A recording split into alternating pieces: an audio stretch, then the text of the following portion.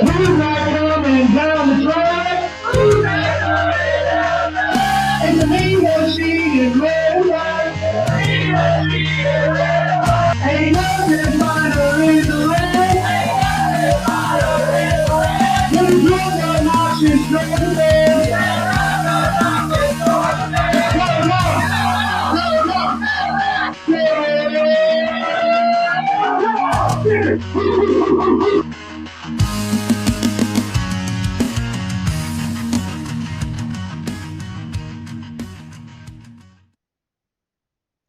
What's up, y'all? This is John and Kaleb back for another episode of the Nothing Finer podcast. As always, you can find us as a part of the Fans First Sports Network and on millions.co. Tonight, Matt Austin has graciously joined us again, gave us some of his time before the season starts for some rules clarifications by the best analyst in the business. But before we get into that, Matt, how have you been? How are you getting ready for the season? Just get excited to finally get moving along. We had our 2-day seminar the last 2 days for ESPN, did it all virtually. So we didn't get to rub shoulders with some of the people that I work with all the time, but it's fun to get the juices flowing again and get back into it. Awesome. It sounds like we planned this for a good time. You just got done with that. Yep. So we'll go ahead and jump right into it. The NCAA is trying to combat fake injuries for free timeouts this year. And I did my best to kind of read a couple of different explanations of it and didn't necessarily. I felt like a couple of the different explanations that I read were contradictory. So can you explain that new rule? Yeah, I'll do my best. The last several years with the fake injuries becoming a little more prevalent, it wasn't a huge problem, but when it happened, it was so obvious what was happening, and there was some strong rules, some strong language put in the rule book about unsportsmanlike behavior, and let's play fair and let's do all the right things. It didn't really seem to do much. So this year, what they've done, and they hope that it'll nip it in the bud for 99% of the times.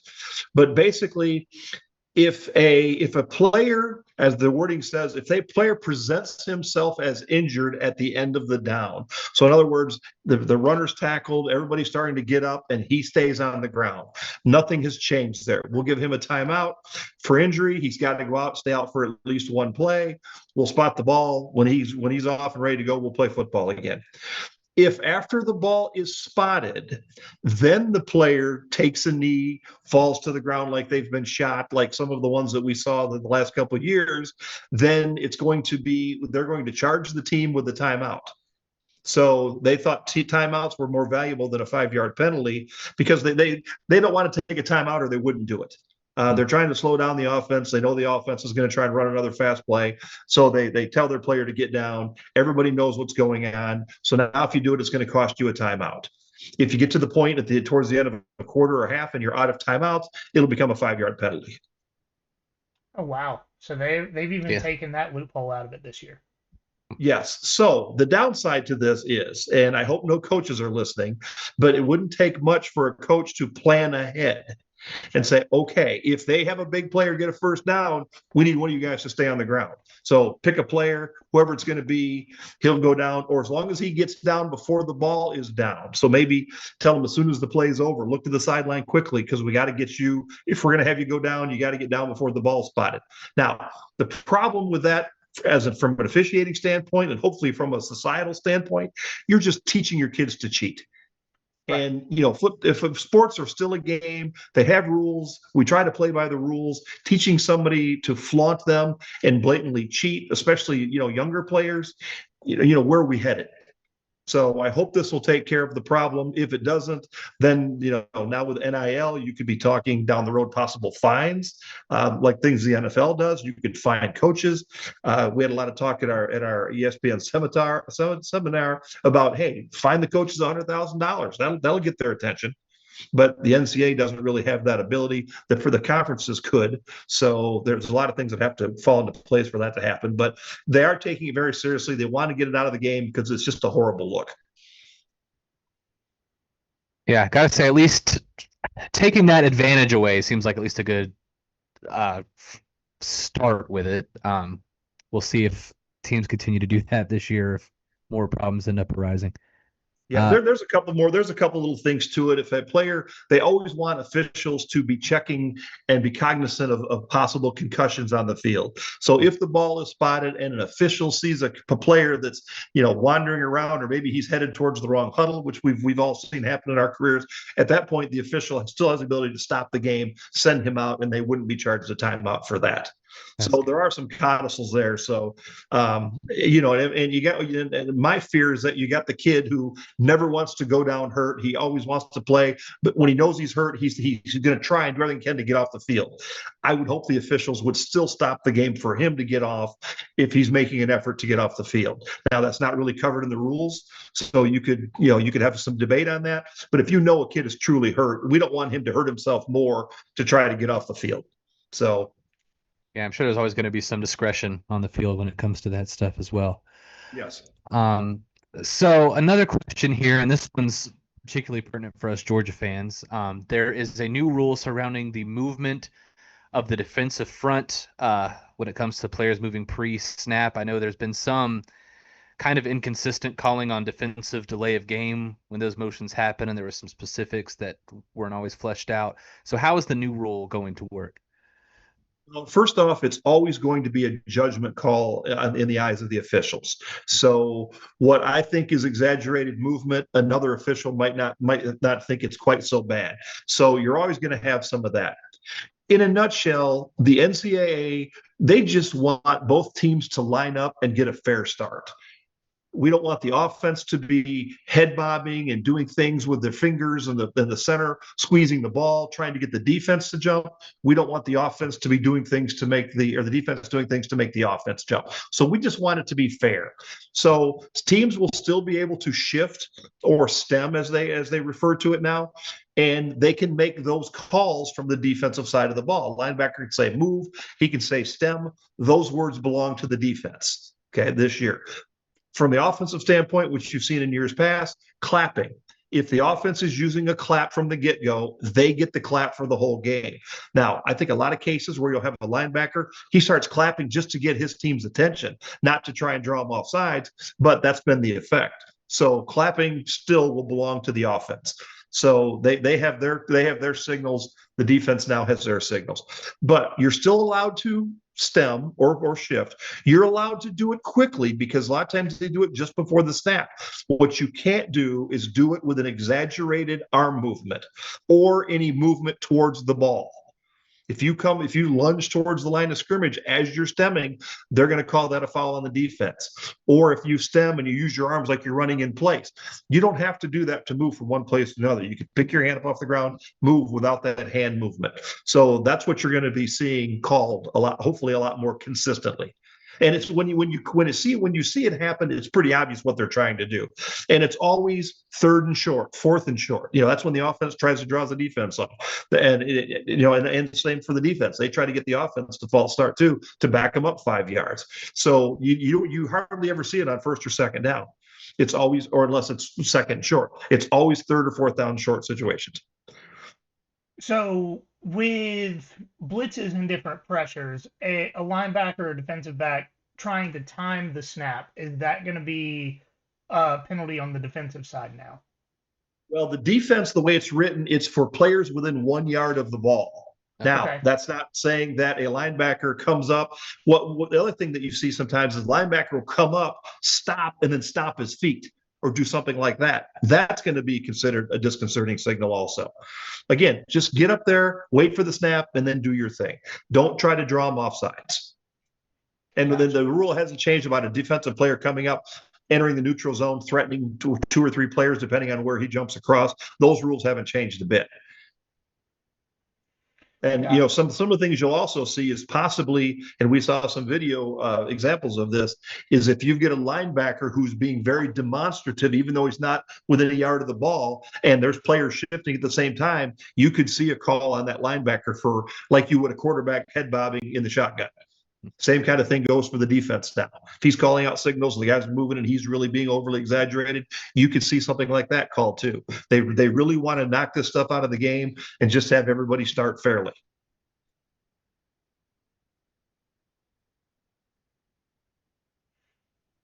So this is probably going to sound a lot like a fan complaining, but to a not so small level, it kind of is.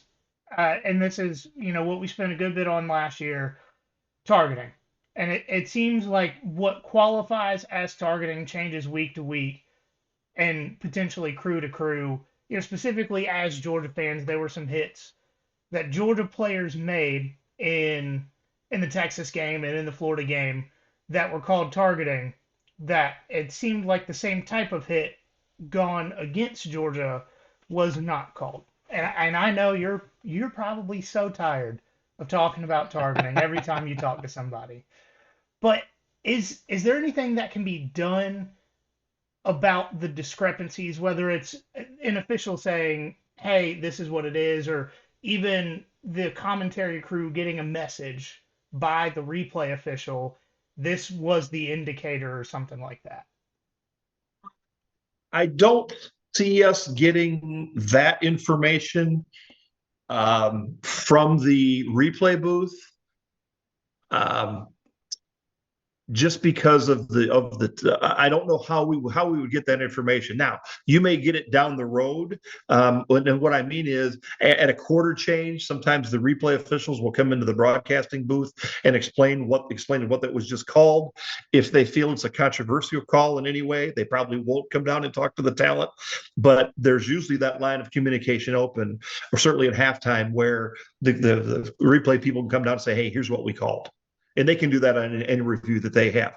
But let me also say is I share your frustration in the lack of consistency in targeting. And you hit the nail on the head. It's not only within the conference between crews one week to the next, and it's even worse from a national standpoint between conferences. So I do a lot of ACC, I do a lot of Big 12, do a lot of SEC games, and a handful of Big 10 games, and I see so much inconsistency on when targeting is being called and what the true indicator is, that sort of thing. Targeting, and I get very frustrated because officials on the field are going to make mistakes. As good as they are 99% of the time, they're going to have a bad call. They're going to miss a hole. They're going to have a bad offensive pass interference or defensive pass interference call. And the We're players human. moving That's so fast now, it's almost impossible to get these things with the naked eye. It is. So, but when you have all the time in the world to sit back and to replay, anytime there's a targeting call, either on the field or if the replay stops it for targeting, they have a clean slate. They don't have to consider the call on the field whatsoever. It's up to them to consider and confirm all aspects of targeting. Meaning, is there an indicator? Is there an attack with force? And is there a hit for a defensive player in the head or neck area? Now, there's two types of targeting. Hitting with the crown of the helmet, that's any player, anywhere on the field, anywhere on his body. You lower your head, you hit a player with force, that's targeting. But it's got to be the crown of the helmet. It's got to be the little 6-inch radius, as they say, on the very, very, very top of the helmet for it to be targeting. You get your head up, you hit a guy in the chest with your face mask, perfectly good, clean hit. You could even hit a runner face to face with your face mask. As long as your head's up, that wouldn't be targeting. A runner's not considered defenseless, so that wouldn't be targeting. So the crown of the helmet targeting is pretty simple. Where you get into a lot of controversy is the defenseless player, because you still want an indicator. Now, there was a big play in it was a big play and a big call in the Arizona State Texas game. Yes. Where a receiver caught the ball, defender came in, lowered his head, put his crown of his helmet right in the face mask of the receiver.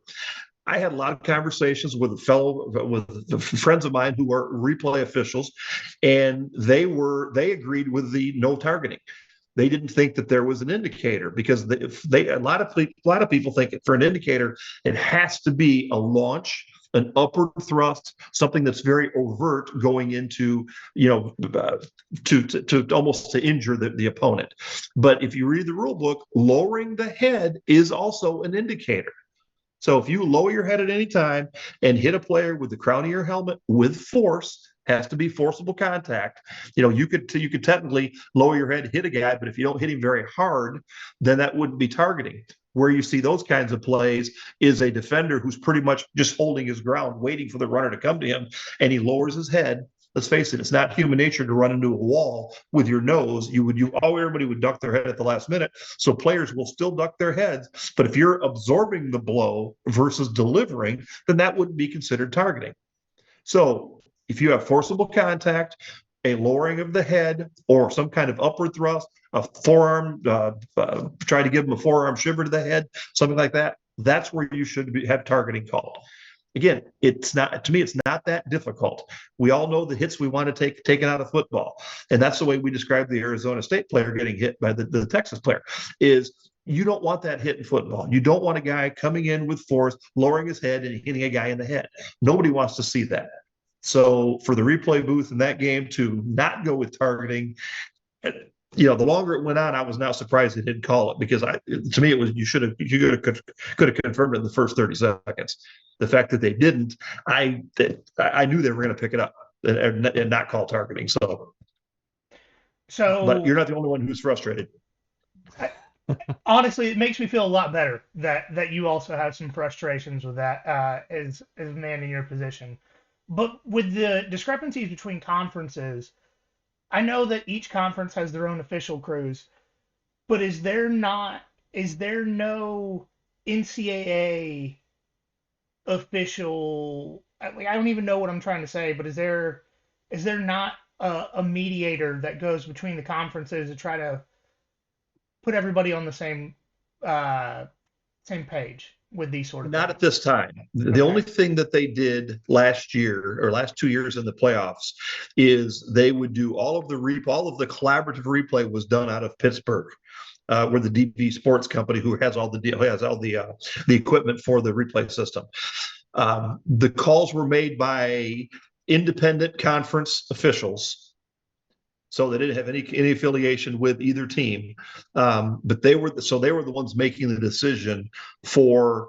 And it wasn't the same guys for every game, but it was a third party, and also were the Steve Shaw, the national coordinator of officials, was there, as well as Dean Blandino, who's the head of instant replay. So they were also there. They weren't making decisions, but they were certainly there in an advisory capacity. So hopefully we will see much more consistency in the playoffs. If I had my say, Steve Shaw and Dean Blandino would be making the final decisions because they're the ones that teach all the officials around the world what targeting is and how it should be called. You've got them there. They should be the ones making the call, and that should take any inconsistency out. What they would call in the first game, they'd call in the championship game. So that would be my recommendation. That's going to need buy-in from all the conference commissioners and presidents and that sort of thing to make that decision and make that happen. But to me, from that one play should tell people we still need one guy making the decision, or one or two who trust each other. Right. All right. Well, speaking of calls that might frustrate fans, I feel like as a Georgia fan hosting a Georgia podcast, I do need to bring this up while we have somebody like you on the podcast. I have always, since I began watching football, been under the impression that, except in cases like targeting or other really extreme cases, once a flag was thrown on the field and the call was made, that was pretty much the end of it. You couldn't review a penalty in most cases, again, except targeting or some of those other extreme cases. But, we saw when Georgia played Texas this year, Carson Beck threw an interception. Then pass interference was called on the field. I can agree that was probably a bogus call, but that's what they called on the field. And then before they could get set up for another play, Texas fans rained trash down on the field. And then I don't know. They said that the replay that overturned this penalty happened before the trash was thrown on the field, but regardless of the time, they did decide to review it and overturn the call.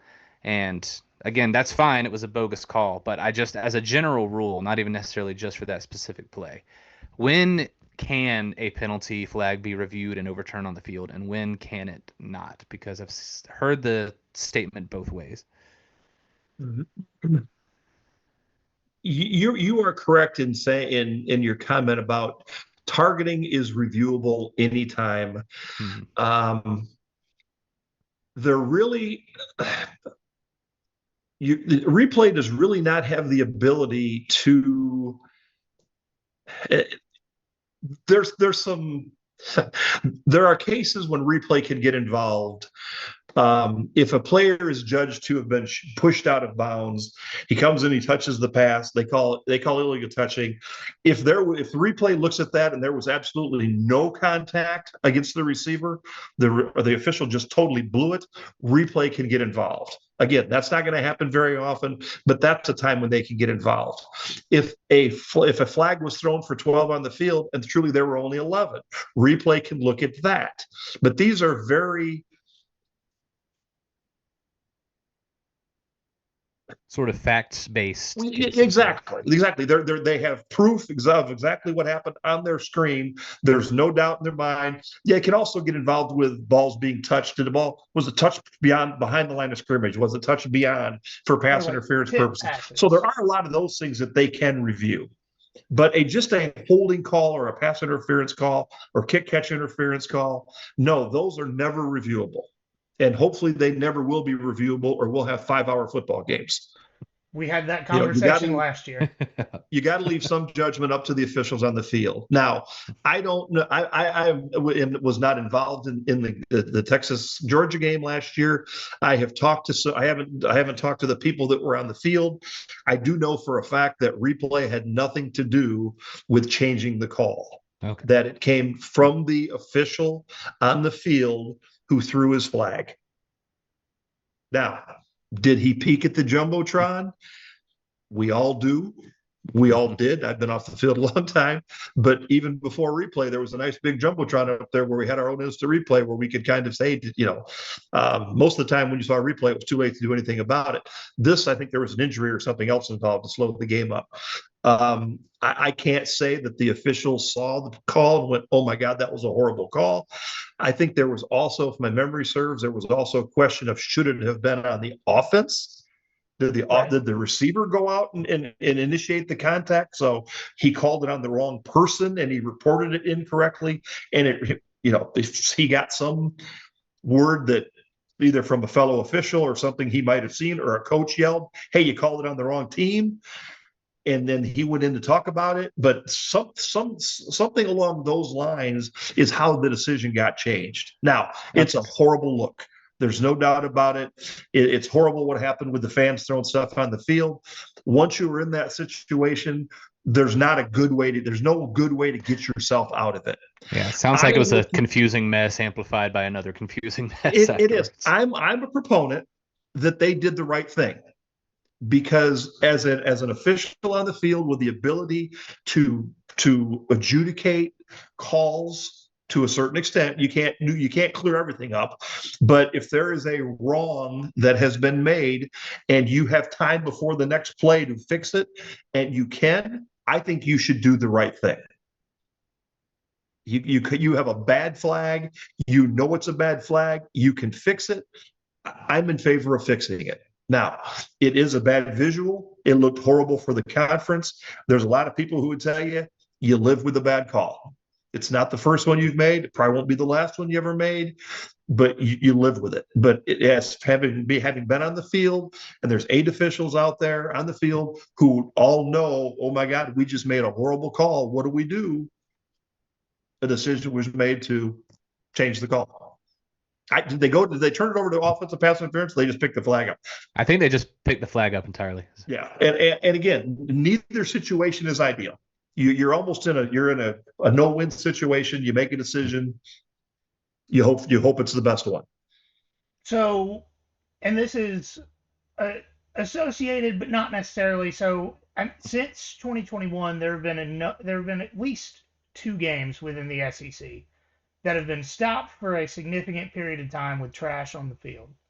Is there a rule that has not been applied, or do you think there could be a rule if it becomes a further issue of the home team gets a penalty if their fans decide to trash the field to stop play? Here's the problem with flagging the fans. You're penalizing the players on the field, the coaches that are out there who had nothing to do with the fan behavior. Right. And how do you compare that to the other teams is being delayed too. They're having bottles raining down on them also, so it could be a dangerous situation. So how do you adjudicate that? As officials, we always had the ability to flag the crowd if we wanted to. You could flag the band if they were playing when the offense was calling their signals if you really wanted to. In my opinion, anything like that is going to make the whole matter worse. Right. And as a matter of fact, I was doing a game at Knoxville one time. I had 2 games at Knoxville that I had fan issues with. One that the fans were, well, I take that back. It was the same situation. Tennessee had the bright idea to give away these nice little fans for the player. It was hot fans, and they were a very stiff cardboard stock with like a paint stir stick attached to it. Well, a couple of fans got the bright idea, hey, these are pretty good frisbees, and they were not over a bad call, just for the heck of it, were raining them down on the field. And I made an announcement that and I made an announcement that any more of that behavior would cost the home team a 15-yard penalty. And I'm not going to say which coach it was for Tennessee. You can probably look it up, but came charging me. You're going to flag me? I go, no, I'm not going to flag you, but I got to say something to try to knock this off, because there's no way the cops can get to every fan. But maybe if I make that announcement, it'll stop most of it. And it did seem to, at least the coaching staff, the game administration people got out there going, hey, knock it down, knock it off, stop this stuff, and let us play football. So you flag this, you flag the crowd for being bad, they're probably going to get worse. I got that thought because I have season tickets to the minor league hockey team in Savannah, and as a crowd, we did get our home team did get a penalty because people were throwing popcorn on the opposing team's bench on their players. Yeah, there's fans are fans. Yeah. I, for one, am shocked that you had fan issues with Tennessee. It wasn't horrible. Like I said, a couple guys got smart, and then it added up, and I'm going, Yeah. Yeah. Well, are there any other new rules or anything else you would like to talk about when it comes to rules for this season? This isn't really a rule change, but it's going to be interesting. For years, since we've had instant replay, we've had 3 options for a referee's announcement at the end of the replay. You either confirm the call, or the call stood if they didn't have video evidence to make a call. So it either stands, it's overruled, or it's confirmed. Well, we as officials always wanted our rules confirmed. We wanted the replay to dive in there, take a look, let's tell the whole world that the officials were right. We don't get that opinion on a holding call or pass interference, but by God, if they can give it to us on replay, we want to say that the official made the right call. But in the whole scheme of things, from getting the game going again, stands and confirmed mean the same thing. We're still going to, it means we're not going to change it. Let's play football. So even as of last year, it was either confirmed or it stands. Well, this year we're losing the verbiage of stands or confirmed. We're going to say the ruling is upheld. Is the word you'll hear this year. So hopefully that'll mean that the replay official, as soon as he realizes he can't overturn the call, let's get out. They put a 2-minute time limit on replay a couple of years ago to try to speed things up. Some replays still went 4 or 5 minutes because they just couldn't find the right view. Well, after a certain amount of time, you can't find the right view. You're not going to find the right view. So let's play football. So there's no more. Hopefully they won't take long to try to make sure they confirm anything. So it's either stands, it's either upheld, or we're going to overturn it to whatever the ruling will be. We talked about this briefly before. Timeouts and overtime. I had, which was at the time, I don't know if anybody has surpassed it, the longest football game in college football history. The LSU A&M game, it was actually my last conference game on the field for the conference. And we went 7 overtimes of the old overtime rule where we put on the 25 every single time. And we went an extra hour and a half of football. And the players were gassed. So they went to the new rule. What they didn't change at the time they changed the new rule is none of your timeouts from the regular game carry over to overtime, but each team got a timeout in every overtime period. Now, not when you're on offense or defense, you could use it for either or, but you got one timeout. So in our extra game, 7 overtimes, we could have had 14 timeouts if every team took their timeouts. So last year, when they changed the rule to go to the first overtimes from the 25, regular football, second overtime from the 25, regular football, but you got to go for 2. Third overtime, we put the ball on the 3, and we have 1 play. Well, there were a couple games last year that went multiple overtimes, and the teams took their 1 timeout every time they had the ball. Well, you're only going to run 1 play. Do you really need a timeout? You should be over there talking about it the time before. Hey, if we get the ball, if we stop them, they're going to go first. We're going to go on defense. Let's do this, blah, blah, blah. It's 1 play.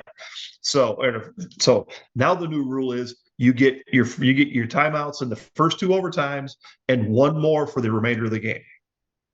So use it judiciously, but no more standing there for a minute and a half after waiting for your two point attempt from the 3-yard line. So I think that's a good change too. We won't happen very often, but it's a smart move. Another rule last year in one of the, I believe there was some controversy in a Big Ten game where the receivers have decided to use this, what they call the iron cross or the T signal. Okay. And I'm not sure what their intent was when they gave the signal. But if that signal will now be considered an invalid fair catch signal. And what that does is the minute the ball's possessed, the play's over. So if it's a kickoff, you make the T signal, you catch the ball, you get the ball at the 25-yard line. If the ball hits the ground, you make the T signal, you pick it up, try to run it, it's dead where you pick it up.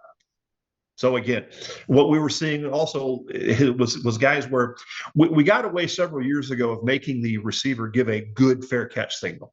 By rule, a fair catch signal is supposed to be 1 hand clearly above the head, waved more than once. So wave it twice above your head, everybody knows it's fair catch. We've let guys go with 1 swipe motion, 1 wave.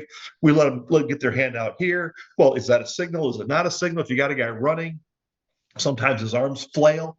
Is that a signal? Is it not? So any waving signal like that is going to be considered an invalid signal. Play is going to be dead either when you give the signal or when possession is made. The one thing you can still do is on punts where the ball hits the ground, you can still point at the ball with 1 or both hands as long as you do it below your shoulders and no waving motion. You stick your hands out straight, you point, that's it. You do getaway signal, that's an invalid fair catch. Play's going to be dead if you try to run it. So that'll prevent some of the crap that has gone on.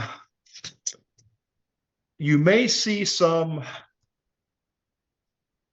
only other rule change is, and it has to do with when a team is in scrimmage kick formation. So you don't punt that often in a game or have field goals, but when you do, where scrimmage kick formation comes into is it allows you to substitute your big 50 to 79 players for, especially on punt coverage. You take them out, you put all small numbers, little fast guys in there who can run downfield.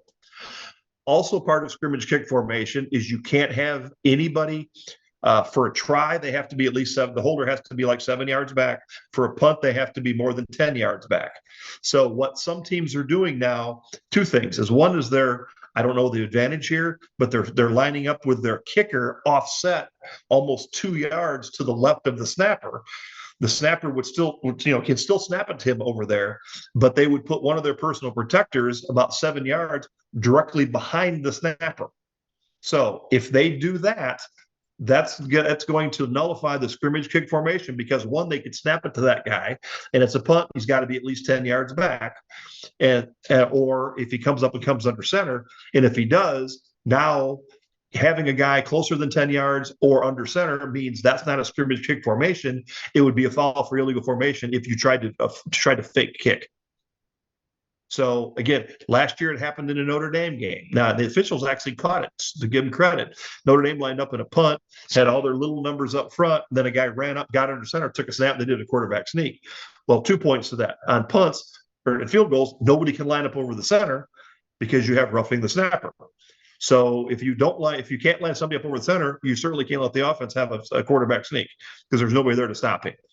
So they changed the scrimmage kick formation to make sure it's very clean. Nobody can be in line for the snap, especially if he's offset. Nobody can be closer than 10 yards. So that should take care of some of the shenanigans that were being played there.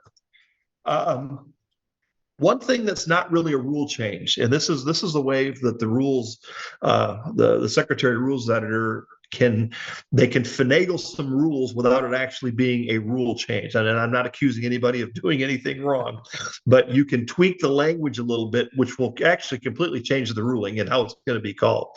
The one thing they've done here, and I think it's a good call, a good rule, a good editorial change. And several years ago, when they went with the low hits on the quarterback became a specific foul. You could always call a flagrant foul or something if it looked like he was trying to injure. But the rule for the past several years has been if the quarterback is in a passing posture, he has one or both feet on the ground, he's looking downfield, you can't come hit him low. Okay, good rule. Well, what they've also done is now they're doing is they're calling the quarterback in passing posture a defenseless player. Now, here's why it's a difference. The quarterback is a runner until he throws the ball. Runners are not defenseless players.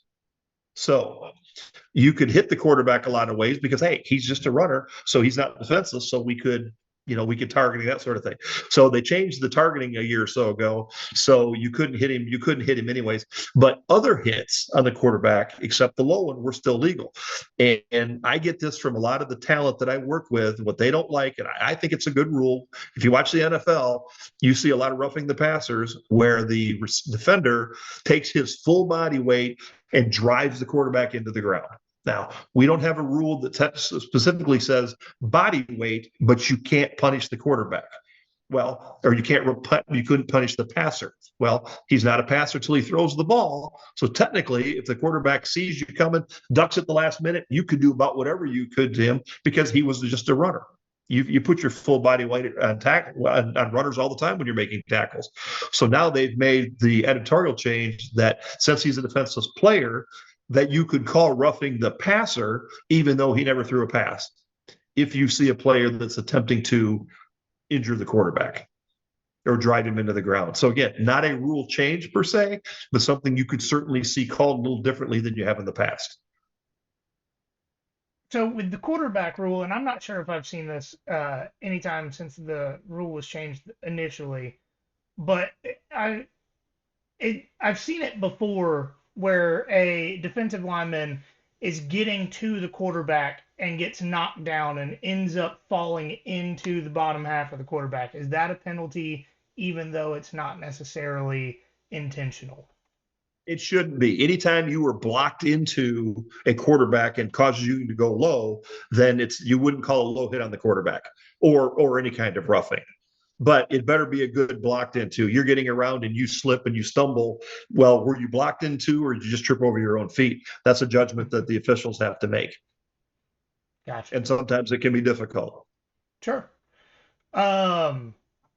So if there are no other rules, clarifications, or anything that you want to talk about, there's one other thing the other thing in the rule book is you have points of emphasis, and this is where they put, targeting is always a point of emphasis. Make sure you just pay special attention to that. The one thing that they pointed out, and here again, I've pointed this out in a lot of games, is the substitution process.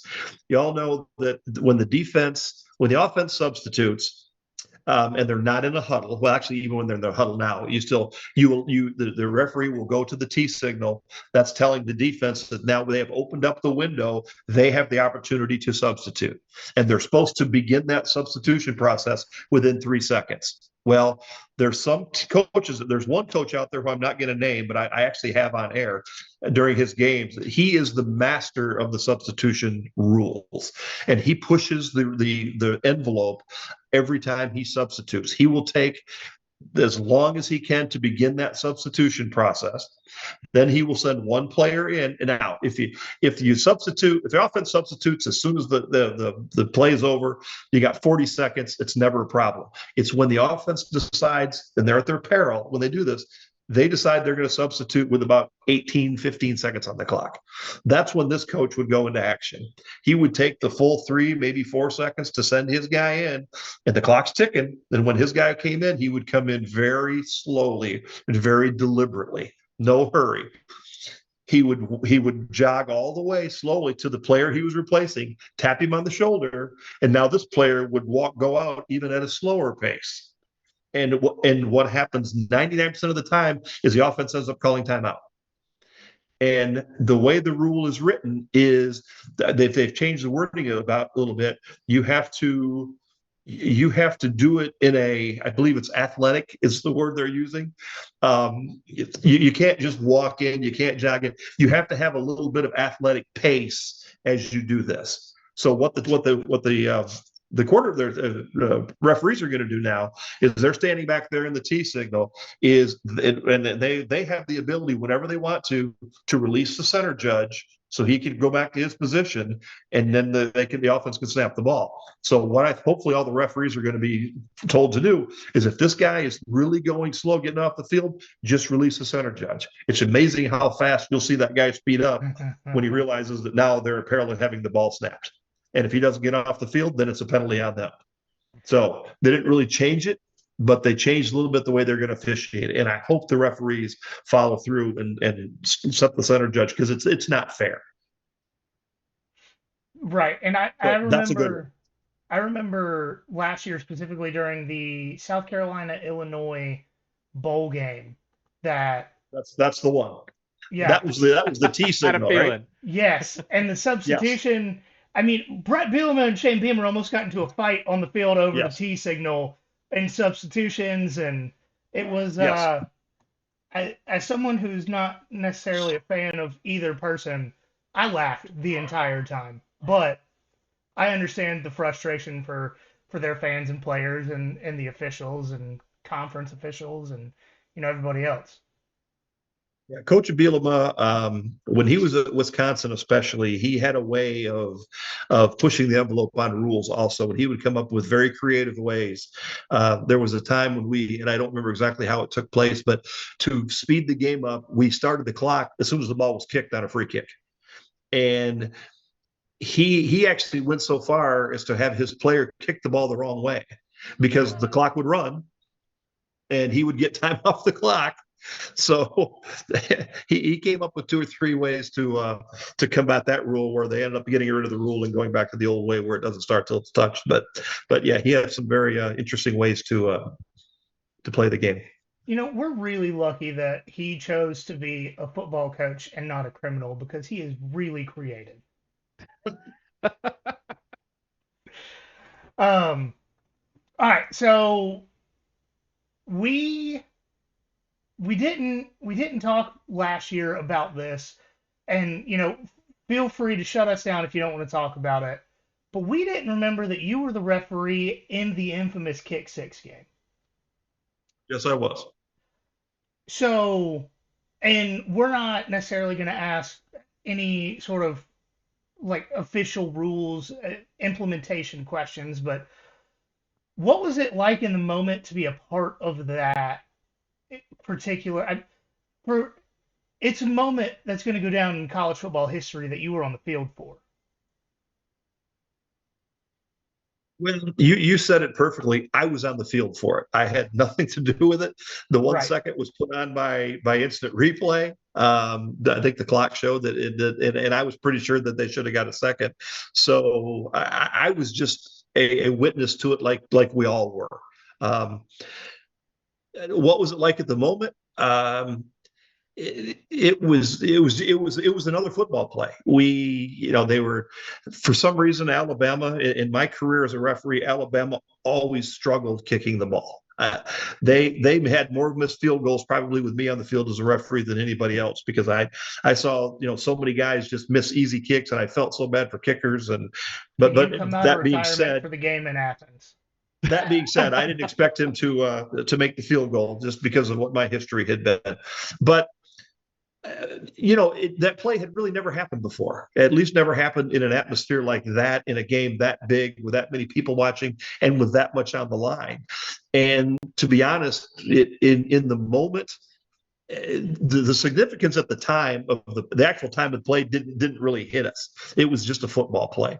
The thing that people don't realize is, after the play was over, I went to the replay headset on the sideline to make sure he didn't step out of bounds, because I knew he it was looked kind of like close he to. did from the camera view as well. Well, you couldn't really tell, and we didn't have a shot down the sideline. So I sure hope nothing comes up 10 years down the road, and then it's all my fault that it happened.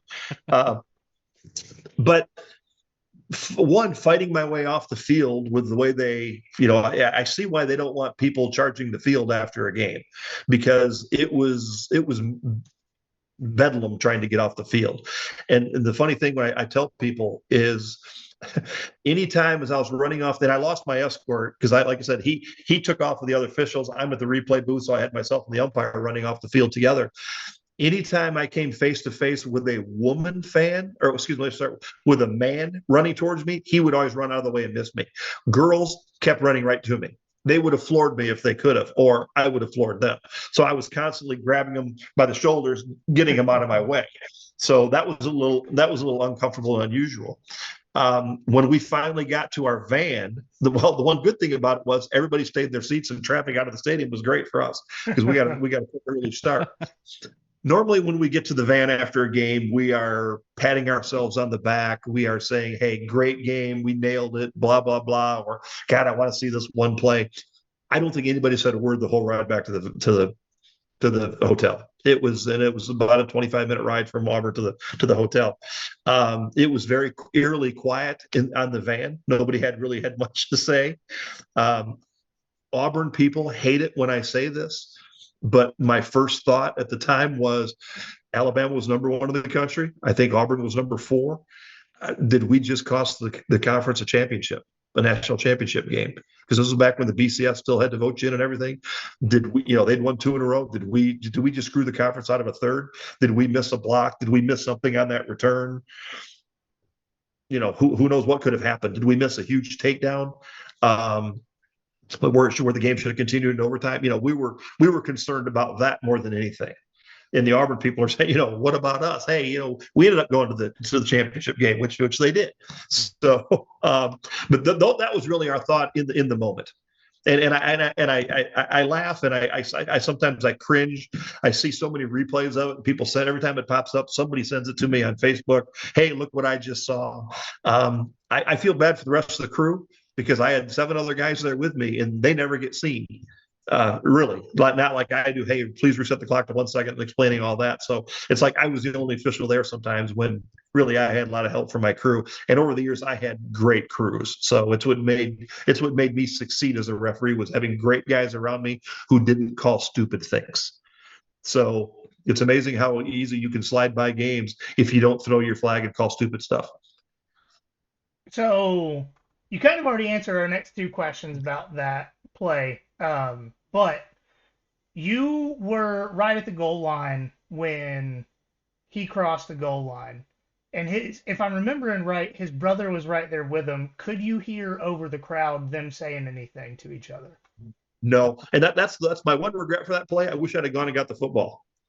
Not that I would have kept it, but it would be nice to have my hands. It would have been nice to have my hands on it for a time.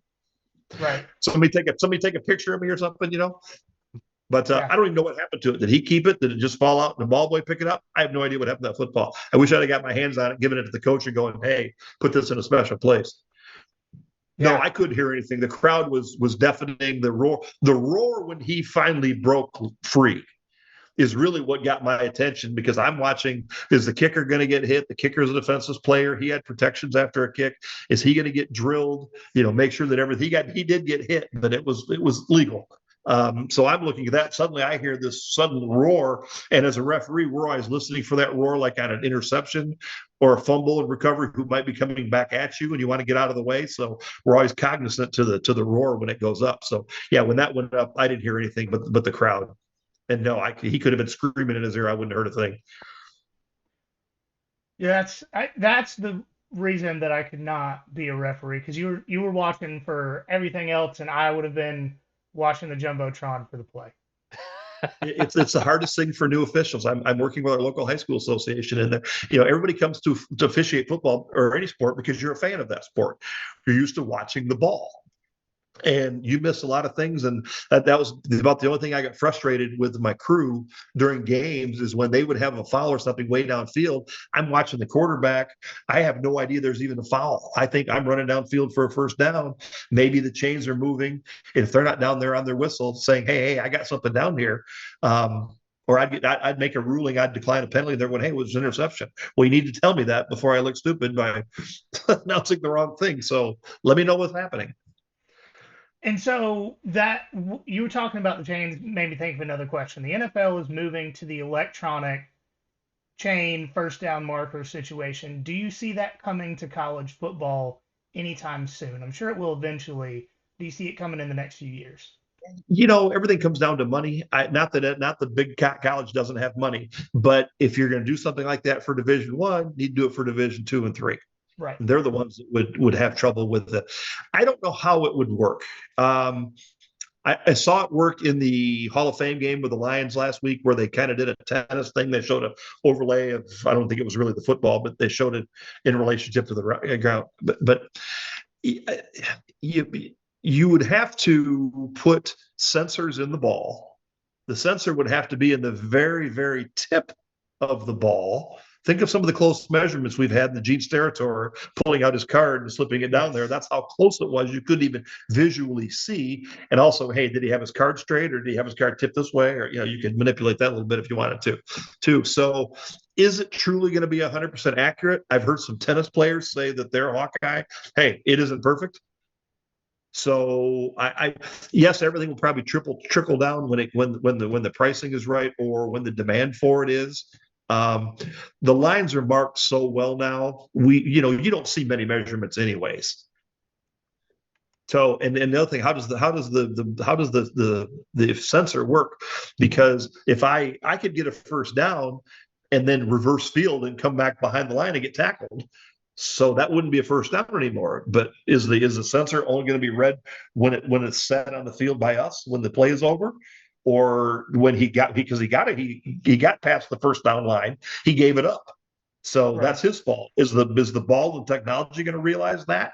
Maybe it is. Maybe that's a silly question, but there's a lot of things to take into consideration. Sure.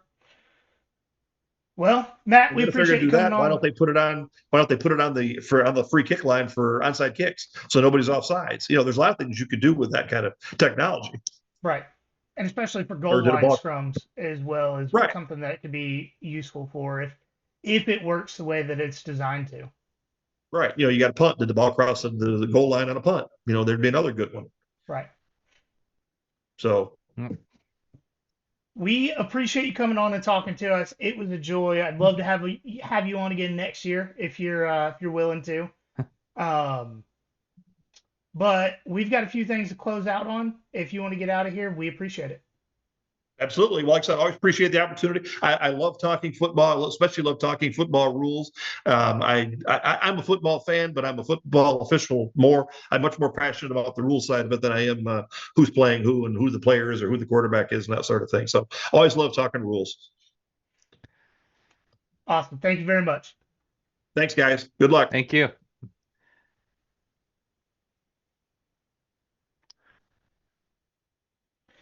We want to thank Matt again for coming on and talking to us. I think this, we talk to, I don't know, what would you say, 20 to 25 people a year? Probably. And I think I learned more for the last 2 years in his interviews than I do with any. And I think it's because, we can read the rules, but the person that wrote the rules isn't telling us, hey, like this is verbatim how it is, but like the fine print, this is how you're supposed to implement it. And then in Right. the bold print below that, we want you to emphasize this particular rule in this particular way this season. And he gets all that information. Yeah, So, and it's really fascinating seeing some of these other things that have played out in college football through that context yes. as well. God, yeah, could, I would love for him to write a book one day about all of those intricacies. I'm sure it'd be really fascinating. Yeah. And honestly, one thing that I do really enjoy, and I've never blown smoke up up his ass about how I truly think that he is the best in the business at what he does. And part of that is he gives his honest opinion. He does it during Mhm. broadcast. He does it in like he's done it in this interview 2 years in a row. He talking about that Texas and Arizona State hit. Like that was honest. You're not going to get that Mhm. from very many other people that work for ESPN that are rules analysts, regardless of who they work for. And I appreciate that because he expressed that he's just as frustrated as we are about targeting in particular and how it's implemented differently between conferences and crews and weeks and you know uh, same thing we all talk about every single year. Yeah, and So that's like you said. I like the honesty. It's refreshing because I don't know. I don't know where my brain was going with that. My brain is so fried with all the new information he just gave me. I'm gonna need a week to process it. yeah. No, I agree. But before we get out of here, I do want to re-emphasize. I'm not even sure if I've said it on the podcast yet. I know I've hinted at it. We are doing watch parties at the Rock House on Tybee Island during away games this season, potentially up to and including Georgia Tech. It depends on my travel plans for that, if I'm just being entirely honest. Because it is on Black Friday again. Love it's on Black Friday. Does make being at the game or having a location nailed down months in advance. But every away game up to Georgia Tech, we're going to be at the Rock House on Tybee Island. We're doing drink specials. We're doing a 50-50. We're going to have merch for sale. We're going to do some trivia and other games to give away gift cards for the area. So if you're planning a trip out of town this week, maybe your kids are off school for a week and it just happens to be a week in October, there's going to be a Georgia away game. Come hang out with us at the Rock House. It'll be a good time this year. It's at a family friendly environment. It's one thing that we wanted to move to this year. So bring your kids, come hang out, drink a little bit, maybe drink a little bit too much as long as somebody can drive. But we're going to have a good time at the Rock House. We're super excited. And the first game that we will be doing that, if I'm remembering the schedule correctly, it is the Tennessee game Yep, at September Tennessee. 13th. Yes. Yep, September 13th at 3:30. Um, and then after that, boom, October 11th, Auburn, the Deep South's oldest rivalry, night game at the Rock House. Come hang out with us. But if you want up-to-date information on that and what we're doing, potentially a ticket giveaway towards the end of the year. I'm going to most games this year, so it'll be a little tricky. Still trying to give at least one set of tickets away. Um, Follow us on social media at nothing.fineroutpod on Instagram, at finerpod on Twitter, Facebook, YouTube, TikTok. Just look us up. You will find us there. And we did finally cross the subscriber threshold to go live on YouTube. Let's So go. this season, I'm floating around the idea, and I'm going to talk to Caleb and Mike about it, about one day a week going back live on Millions, and then another episode during the week going live on YouTube to kind of split it up there. Also to make it easier for me posting videos to YouTube if I don't have to do that hmm selfishly. But we're super excited for the football season. Marshall's coming up soon, and we're trying to talk to someone from one of the big games week one. That's not Georgia and Marshall. No offense to Marshall. You lost. You chose not to keep Lost your coach, everything. Yeah. and you lost an entire NFL roster of players. hmm I, no disrespect, but But you played yourself a little bit there, so we're Yeah, and you've got 1 versus 2. Texas at Ohio State.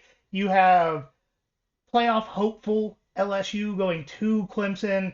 Brian Kelly's already inserted his foot all the way down into his stomach. It's man, football season's here. Yeah, you've got Florida State just continuing their pain streak against Alabama. I mean, Oh, I forgot we're supposed to be excited about that game.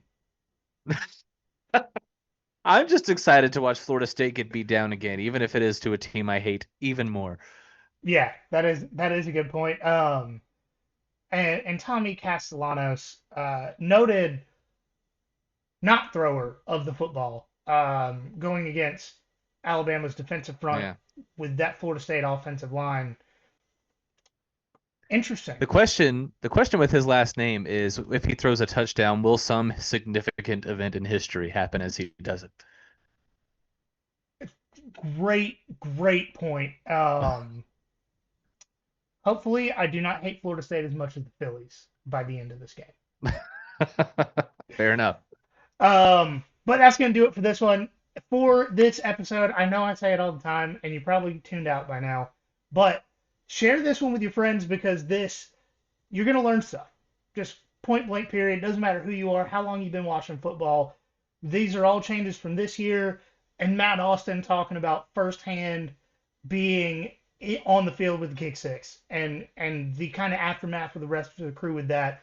I think that was a cool and once again very honest answer to those questions. So share this with your friends. Georgia fan doesn't matter. Tennessee fan might be a little upset. We talked a little trash. I don't know, man. Act right, and we won't do that. I don't know what else to tell you.